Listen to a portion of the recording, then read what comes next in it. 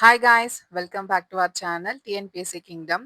இன்னைக்கு நம்ம இந்த வீடியோவில் 10th சோஷியல் சயின்ஸ்லேருந்து history lesson 9 freedom struggle in Tamil Nadu பார்க்க போகிறோம்.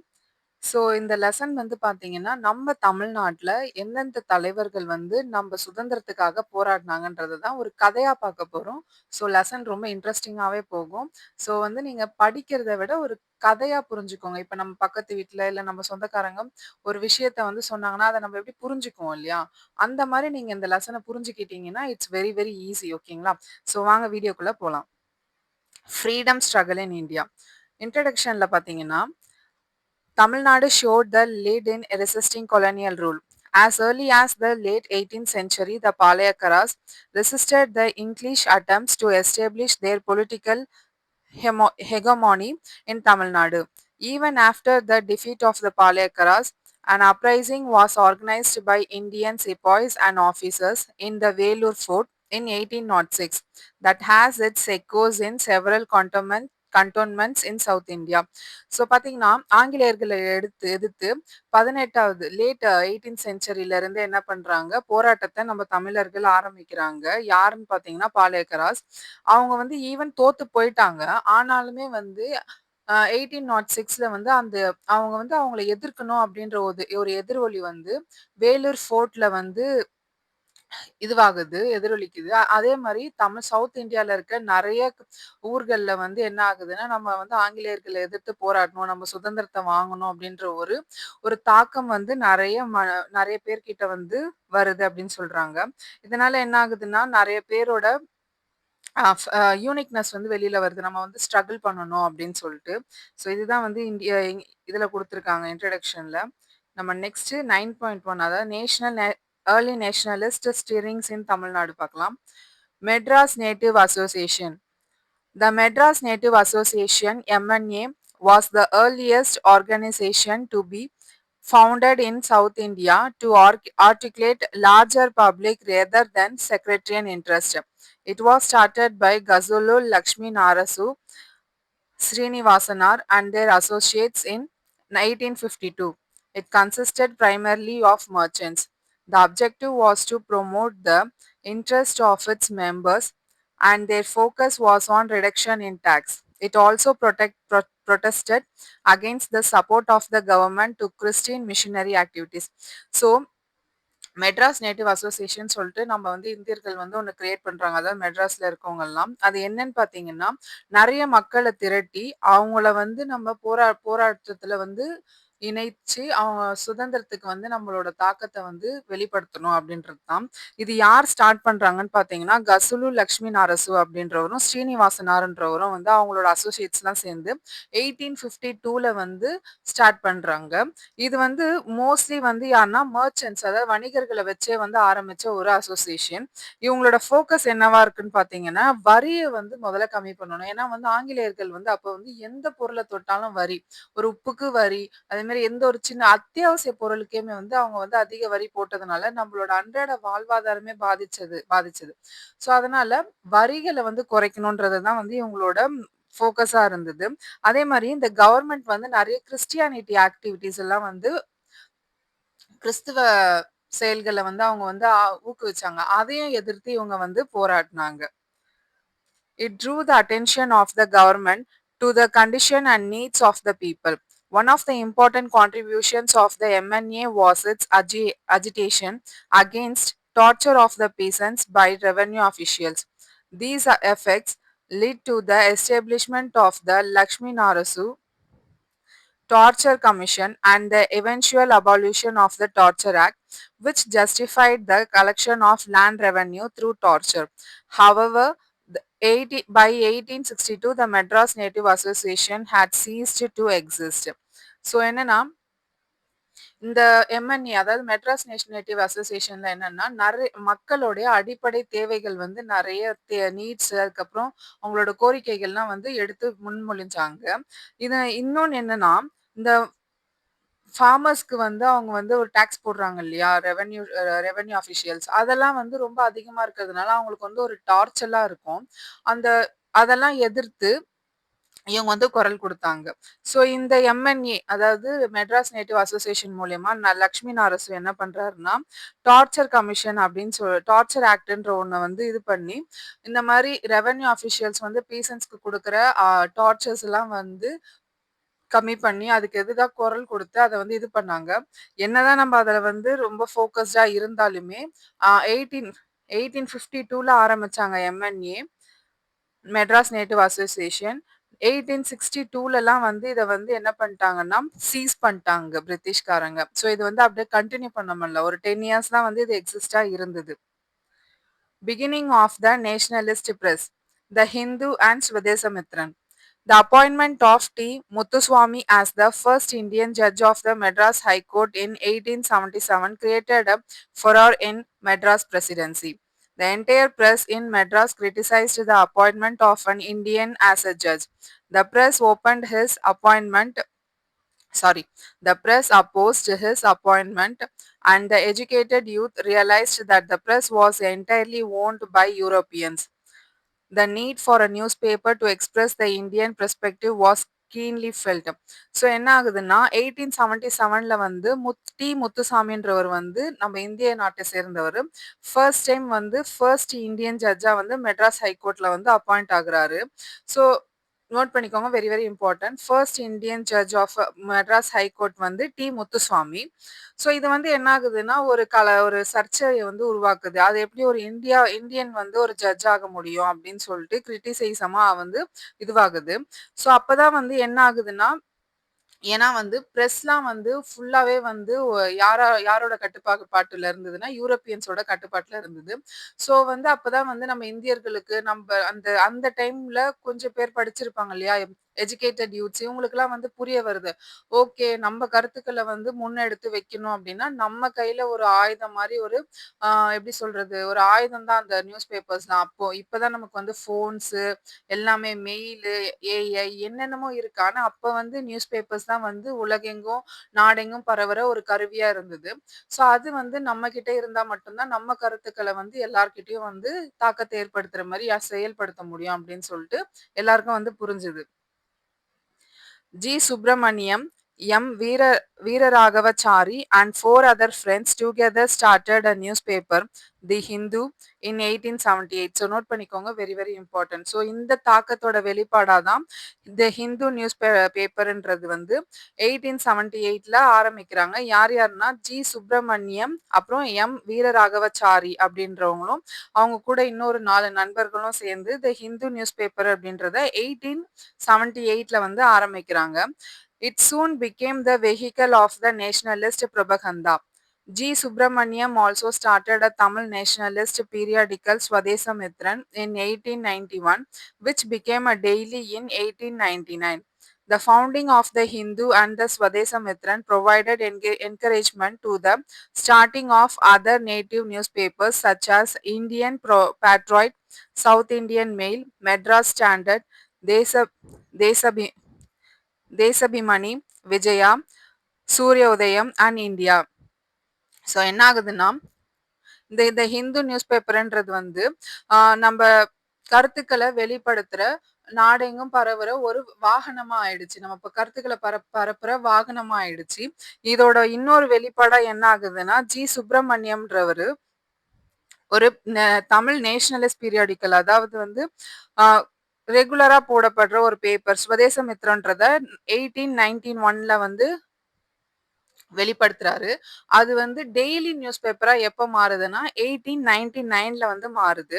ஸோ இந்த ஹிந்து ஸ்வதேசமித்ரன் வந்து ஸ்டார்ட் பண்ணாங்கல்ல, இதோட அ வெளிப்பாடா வந்து இன்னும் நெறைய பேப்பர்ஸ் வந்து வெளிவர ஆரம்பிச்சது. Indian Patriot, South Indian Mail, Madras Standard, Desabhimani, Vijaya, Suryodayam, அப்புறம் இந்தியா, இந்த மாரி நெறைய நியூஸ் பேப்பர்ஸ் வந்து வெளிவர ஆரம்பிக்குது. Next Madras Mahajana Sabha. Madras Mahajana Sabha MMS was the earliest organization in South India with clear nationalist objectives. On 16 May 1884, MMS was started by M. Veeraragavachari, P. Anandacharlu, P. Rangaya and few others. P. Rangaya became its first president. P. P. Anandacharlu played an active role as its secretary. The members met periodically, debated public issues in closed meetings, conducted hall meetings, and communicated their views to the government. So next என்ன ஆகுதுன்னா, அந்த Madras native association வந்து இது பண்ணிட்டாங்க இல்லையா, cheese பண்ணிட்டாங்க இல்லையா. Next என்ன பண்றாங்க, மெட்ராஸ் மகாஜன சபான்னு சொல்லிட்டு ஒன்று ஆரம்பிக்கிறாங்க, எம்எம்எஸ் அப்படின்னு சொல்லிட்டு. இதுதான் வந்து நம்ம ஒரு ஏர்லியஸ்ட் ஆர்கனைசேஷன், நம்ம கருத்துக்கள் இதுதான் அப்படின்னு சொல்லிட்டு ஒரு கிளியர் கட்டோட ஆரம்பிச்ச ஒரு சபா, மெட்ராஸ் மகாஜன சபா. சவுத் இந்தியால ஆரம்பிக்கிறாங்க. ஸோ 16 மே 1884ல வந்து வீரராகவச்சாரி, பி. ஆனந்தச்சார்லு, அப்புறம் வந்து பி. ரங்கையா, அப்புறம் இன்னும் சில பேர் சேர்ந்து 16 மே 1884ல வந்து ஆரம்பிக்கிறாங்க. ஸோ இதோட தலைவரா யார் இருக்காருன்னா, பி. ரங்கையா வந்து இதோட ஃபர்ஸ்ட் பிரசிடென்ட்டா இருக்காரு. பி. ஆனந்தச்சார்லு அவர் வந்து இது எம்எம்எஸ், அதாவது மெட்ராஸ் மகாஜன சபாவோட செக்ரட்டரியா இருக்காரு. இவங்க வந்து அடிக்கடி ஒரு மீட்டிங்ஸ் போட்டு, அப்புறம் வந்து பப்ளிக் இஷ்யூஸ் வந்து டிபேட் பண்றது, நமக்கான தேவை என்ன, இப்போ வந்து சமுதாயத்துல என்ன பிரச்சனை இருக்கு, இந்த பிரச்சனைக்கான சொல்யூஷன் என்ன அப்படின்னு சொல்லிட்டு அப்பப்ப மீட்டிங்ஸ் மாதிரி போட்டு, டிபேட்ஸ் மாதிரி வச்சு, ஹால் மீட்டிங்ஸ் இதெல்லாம் போட்டு கவர்மெண்ட்டுக்கு வந்து அவங்களுடைய தேவைகள் என்ன, குறிக்கோள்கள் என்ன அப்படின்னு சொல்லிட்டு முன்வைக்கிறாங்க. Its demands included conduct of simultaneous civil service examinations in England and India, abolition of the Council of India in London, reduction of taxes, and reduction of civil and military expenditure. Many of its demands were adopted later by the Indian National Congress founded in 1885. So இந்த மெட்ராஸ் மகாஜன சபாவுடைய கோரிக்கைகள் என்னென்னவா இருந்திருக்குன்னு பார்த்தீங்கன்னா, civil service examinations வந்து இங்கிலாந்துல மட்டும்தான் நடக்கும். இங்கேருந்து நம்ம யாருன்னா எழுதணும் அப்படின்னா இங்கிலாந்துக்கு தான் போகணுமே. அதுவும் அப்போல்லாம் வந்து இவ்வளோ டிரான்ஸ்போர்ட் ஃபெசிலிட்டிஸ்லாம் கிடையாது இல்லையா, கப்பல் வழியா தான் போயாகணும். ஸோ அதை வந்து சைமல்டேனியஸ்லியா இந்தியாவிலையும் நடத்த சொல்லி, ஒரு இங்கிலாந்துலையும் இந்தியாவிலையும் நடத்த சொல்லி கோரிக்கைகள் வச்சாங்க. அதே மாதிரி கவுன்சில் ஆஃப் இந்தியா வந்து எங்க இருக்குன்னு பார்த்தீங்கன்னா லண்டன்ல இருக்கும். அதை வந்து அபாலிஷனுக்காக கோரிக்கை வச்சாங்க. அப்புறம் வந்து டாக்ஸஸ் வந்து ரெடியூஸ் பண்ண சொல்றாங்க. எதுலன்னு பார்த்தீங்கன்னா, அப்புறம் டாக்ஸஸ் ரெடியூஸ் பண்ண சொல்றாங்க. அதுக்கப்புறம் வந்து சிவில் அண்ட் மிலிட்டரி எக்ஸ்பெண்டிச்சர் அதோடைய செலவுகளை வந்து கம்மி பண்ண சொல்லி ஒரு கோரிக்கையை வைக்கிறாங்க. இவங்களோட நிறைய கோரிக்கைகள் வந்து எப்போ வந்து ஏத்துக்கப்படுது அப்படின்னு பார்த்தீங்கன்னா, இந்தியன் நேஷனல் காங்கிரஸ் வந்து 1885ல வந்து துவங்குவாங்க. அவங்க வந்ததுக்கு அப்புறம் தான் இவங்களோட நிறைய கோரிக்கைகள் வந்து ஏத்துக்கப்படுது. Next moderate phase. Provincial associations such as the Madras Mahajana Sabha led to the formation of an all India organization. The Indian National Congress leaders from different parts of India attended several meetings before the formation of the Congress. So என்ன ஆகுதுன்னா, இந்த மெட்ராஸ் மகாஜன சபா அப்படின்ற ஒரு சபா ஆரம்பிச்சாங்க இல்லையா, அதோட தாக்கமா என்ன ஆகுதுன்னா, நிறைய தலைவர்கள் வந்து வெளியே வந்து ஆல் இண்டியா ஆர்கனைசேஷன் சொல்லிட்டு ஒரு ஃபார்மேஷன் கிரியேட் ஆகுது. அதுக்கப்புறம் இந்தியன் நேஷனல் காங்கிரஸ், இந்த மாதிரி லீடர்ஸ்லாம் வந்து நிறைய இந்தியாவுடைய நிறைய பகுதிகளில் இருந்து வந்து மீட்டிங்ஸ் வந்து ஹெல்ட் பண்ணி அவங்களோட தேவைகள் கோரிக்கைகள்லாம் வச்சு மீட்டிங்ஸ் ஹெல்ப் பண்றாங்க. அப்புறம் இந்தியன் நேஷனல் காங்கிரஸ் வந்து ஃபார்ம் ஆகுது. So one such meeting was held in December 1884 in Theosophical Society at Adayar. It was attended by Dadabhai Naroji, K.T. Telangan, Surendranath Banerjee, and other prominent leaders apart from G. Subramaniam, Rangaiah, and Anandacharlu from Madras. So இந்த மாதிரி meetings நடந்ததுன்னு சொன்னோம் இல்லையா, அந்த மாதிரி first time நடந்த meeting எங்க நடந்திருக்குன்னு பார்த்தீங்கன்னா அடையார்ல நடந்திருக்கு 1884ல டிசம்பர்ல. ஸோ இதை அட்டென்ட் பண்ணவங்க யாருன்னு பார்த்தீங்கன்னா தாதாபாய் நாரோஜி, K.T. தெலங்கன், சுரேந்திரநாத் பானர்ஜி. அதுலயும் பாத்தீங்கன்னா மெட்ராஸ்ல இருந்து போய் அந்த மீட்டிங் அட்டென்ட் பண்ண லீடர்ஸ் யார் யாருன்னு பாத்தீங்கன்னா G. Subramaniam, Rangaiah and Anandacharlu. So note பண்ணிக்கோங்க, மீட்டிங் அட்டென்ட் பண்ண தலைவர்கள்ல இந்தியான்னு இல்லை, மெட்ராஸ்ல இருந்து போயிட்டு அட்டென்ட் பண்ண லீடர்ஸ் யாருன்னு பாத்தீங்கன்னா ஜி. சுப்பிரமணியம், ரங்கையா, அப்புறம் ஆனந்தச்சார்லு இவங்கெல்லாம். The first session of the Indian National Congress was held in 1885 at Bombay. Out of total of delegates, out of total of 72 delegates, 22 members were from Madras. So Indian National Congress, Madras மகாஜன சபையோட தாக்கமா என்ன உருவாகுதுன்னு பார்த்தீங்கன்னா, Indian National Congress வந்து உருவாகுது 1885ல. அந்த 1885ல தான் அவங்களோட first meeting வந்து held ஆகுது. அதுல வந்து மொத்தம் 72 பேர்ல வந்து 22 மெம்பர்ஸ் வந்து பார்த்தீங்கன்னா, மெட்ராஸ்ல இருந்து போய் அந்த மீட்டிங்க வந்து அட்டெண்ட் பண்ணியிருக்காங்க. அவங்களோட ஃபர்ஸ்ட் மீட்டிங் எங்க வந்து நடக்குதுன்னு பார்த்தீங்கன்னா, பாம்பேல 1885ல நடக்குது. The second session of the Indian National Congress was held in Calcutta in 1886 with Dadabhai Naoroji in the chair. The third session was held at Mackey's Garden, now known as the Thousand Lights in Madras, in 1887 with Badruddin Tyabji as president. So Indian national காங்கிரஸோட second session வந்து எப்போ held ஆகுதுன்னு பார்த்தீங்கன்னா 1886ல எங்கன்னா கல்கட்டால யாரோட தலைமையிலன்னு பார்த்தீங்கன்னா தாதாபாய் நாரோஜி அவங்களோட தலைமையில வந்து நடக்குது. தேர்ட் செஷன் வந்து எங்க எப்ப நடக்குதுன்னு பார்த்தீங்கன்னா 1887ல மக்கீஸ்ன்ற ஒரு இடத்துல மக்கீஸ் கார்டன்ற ஒரு இடத்துல இப்போ வந்து அந்த இடத்த வந்து 1000 லைட்ஸ் அப்படின்னு சொல்றோம் இல்லையா, மெட்ராஸ்ல இருக்க 1000 லைட்ஸ்ன்ற இடம் தான் வந்து அப்ப வந்து 1887ல வந்து மக்கீஸ் கார்டன் சொல்லிட்டு வந்துட்டு இருந்தாங்க. அந்த இடத்துல தான் வந்து இந்தியன் நேஷனல் காங்கிரஸோடைய தேர்ட் செஷன் வந்து நடக்குது. யாரோட தலைமையில அப்படின்னு பாத்தீங்கன்னா பத்ருதீன் தியாப்ஜி அவங்களோட தலைமையில வந்து நடக்குது. தேர்ட் மீட்டிங்ல வந்து மொத்தம் 607 பேர்ல வந்து 362 பேர் மெட்ராஸ் பிரசிடென்சில இருந்து போய் அந்த மீட்டிங்க வந்து கலந்துக்கிட்டாங்க. இந்த பாக்ஸ்ல பார்க்கலாம். Prominent nationalist of Tamil Nadu in the moderate phase.